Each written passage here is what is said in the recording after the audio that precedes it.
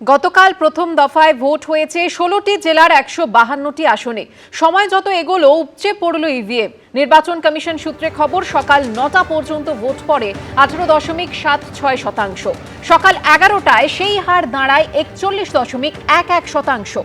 ৬২.১১% vote পড়ে যায় দুপুর ১টা পর্যন্ত। দুপুর ৩টে প্রদত্ত ভোটের হার দাঁড়ায় ৭৮.৭৭%। বিকেল ৫টা পর্যন্ত ভোট পড়ে ৮৯.৯৩%। শেষ অবধি সেই হার দাঁড়ায় ৯২.৩৫%, যার রেকর্ড। পশ্চিমবঙ্গে আইন শৃঙ্খলা সম্পূর্ণ ভেঙে পড়েছে। আইপ্যাকের অফিসে তল্লাশি মামলার শুনানিতে সুপ্রিম কোর্টে এমনই দাবি করলেন সলিসিটর জেনারেল। তার দাবি, পশ্চিমবঙ্গে আইনের শাসন ভাঙার একটা নির্দিষ্ট প্যাটার্ন রয়েছে। আগামী সপ্তাহে ফের এই মামলার শুনানি হবে। আইপ্যাক তল্লাশির মামলায় বুধবার মুখ্যমন্ত্রীর ভূমিকা নিয়ে কড়া পর্যবেক্ষণ দিয়েছিল সুপ্রিম কোর্ট। বৃহস্পতিবারের শুনানিতেও মমতা বন্দ্যোপাধ্যায়ের বিরুদ্ধে একাধিক গুরুতর অভিযোগ তুললেন সলিসিটর জেনারেল। দাবি করলেন, পশ্চিমবঙ্গে আইন শৃঙ্খলা সম্পূর্ণ ভেঙে পড়েছে। সেদিনের ঘটনা প্রসঙ্গে বৃহস্পতিবার সলিসিটর জেনারেল সর্বোচ্চ আদালতে বলেন, প্রচুর পুলিশ আধিকারিককে সঙ্গে নিয়ে মমতা বন্দ্যোপাধ্যায় দুপুর ১২টা ৪০ নাগাদ ঘটনাস্থলে আসেন। তল্লাশিতে ইডি আধিকারিকরা যেসব নথি বাজেয়াপ্ত করেছিলেন সেগুলো নিয়ে যান পুলিশ অফিসাররা। কম্পিউটার সিস্টেমে ব্যাকআপ নেওয়ার কাজ মাঝপথে থামিয়ে দেওয়া হয়। নিয়ে যাওয়া হয় সিকিউরিটি ক্যামেরার স্টোরেজ ডিভাইস। আইপ্যাকের কর্মীদের মোবাইল ফোনও কেড়ে নেওয়া হয়।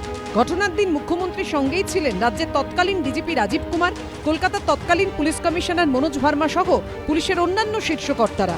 তা নিয়ে এদিন সলিসিটর জেনারেল তুষার মেহতা সর্বোচ্চ আদালতে বলেন, আমরা জানতে চেয়েছিলাম ডিজিপি সহ পুলিশের কর্তারা সেখানে কি করছিলেন। জবাবি হলফনামায় জানানো হয়েছে, যেহেতু মুখ্যমন্ত্রী জেড ক্যাটাগরির নিরাপত্তা পান, তাই তাঁর সুরক্ষার জন্যই তারা সেখানে গিয়েছিলেন। যা দেখে মনে হয় ডিজি এবং পুলিশ কমিশনার মুখ্যমন্ত্রীর ব্যক্তিগত নিরাপত্তা আধিকারিক হিসেবে কাজ করছেন। এদিন শুনানিতে অতীতের একাধিক ঘটনার কথা টেনে আনেন সলিসিটর জেনারেল। বলেন, পশ্চিমবঙ্গে এটা কোনো বিচ্ছিন্ন ঘটনা নয়, সেখানে আইনের শাসন ভাঙার একটা নির্দিষ্ট প্যাটার্ন রয়েছে। যখনই এমন কোনো অপরাধের তদন্ত শুরু হয় যা মুখ্যমন্ত্রীর মনোপুত নয়, তিনি আইন হাতে তুলে নেন এবং রাজ্যের পুলিশ বাহিনীর অপব্যবহার করেন। মুখ্যমন্ত্রী কোনো আইন নিজের হাতে তুলে দেননি। মুখ্যমন্ত্রী নিজের দলকে প্রতিরক্ষা দিতে গেছিলেন। মুখ্যমন্ত্রী ভোটের আগে আমাদের যে দলীয় যে স্ট্র্যাটেজি, সেইটা যাতে বেহাত হয়ে অন্য দলের, আমাদের প্রতিদ্বন্দ্বী দলের কাছে যাতে না চলে যায়, মুখ্যমন্ত্রী ওটা একবারই গেছেন এবং সেটা তো মুখ্যমন্ত্রী তার যথেষ্ট তার গোটা ভারতবর্ষে সেটা নিয়ে সুপ্রিম কোর্টে এবং সারা ভারতবর্ষের মিডিয়া সেটা দেখেছে মুখ্যমন্ত্রী কি বলেছেন। পরে মুখ্যমন্ত্রীকে ডিস্টর্ট করে কোনো লাভ নেই। এটা তো নতুন কিছু নয়। এই রাজ্যে আইনের শাসন নেই, শাসকের আইন চলছে, এই কথা কোনো বিজেপির কথা নয়, কোনো রাজনৈতিক দলের কথা নয়। দেশের হিউম্যান রাইটস কমিশন ঘোষণা করেছেন। তার থেকেও বড় কথা, কলকাতা হাইকোর্টের 5 সদস্য বিশিষ্ট বেঞ্চ তারা ঘোষণা করেছেন। এরপরে আর আমরা কি বলবো? 2019-এর ফেব্রুয়ারিতে সারদা মামলার তদন্তে কলকাতার তৎকালীন পুলিশ কমিশনার রাজীব কুমারের বাসভবনে পৌঁছে গিয়েছিল সিবিআই। সেই ঘটনার প্রতিবাদে ধর্নায় বসেছিলেন খোদ মুখ্যমন্ত্রী। সুপ্রিম কোর্টে সেই প্রসঙ্গ টেনে আনেন সলিসিটর জেনারেল তুষার মেহতা। তিনি বলেন, সেদিন সিবিআই আধিকারিকদের গ্রেফতার করে থানায় নিয়ে গিয়ে তাদের ভয় দেখায় পুলিশ। 2021-এর মে মাসে নারদ মামলায় তৃণমূলের 2 মন্ত্রী সহ 4 জনকে গ্রেফতার করে সিবিআই। খবর পেয়ে সেখানে পৌঁছে যান খোদ মমতা বন্দ্যোপাধ্যায়।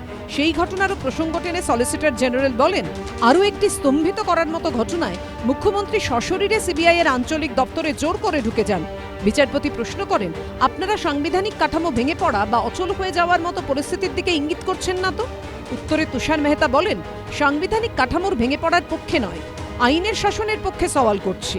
তিনি বলেন, রাষ্ট্র যখন তার সাংবিধানিক দায়িত্ব পালনে ব্যর্থ হয়, তখন আইনের শাসন নিশ্চিত করার জন্য আদালত হস্তক্ষেপ করে। আগামী সপ্তাহে ফের এই মামলার শুনানি হবে। বিজেন্দ্র সিংহ, সৌভিক মজুমদার ও ঐশী মুখোপাধ্যায়, এবিপি আনন্দ। এবিপি আনন্দ, এগিয়ে থাকে, এগিয়ে রাখে।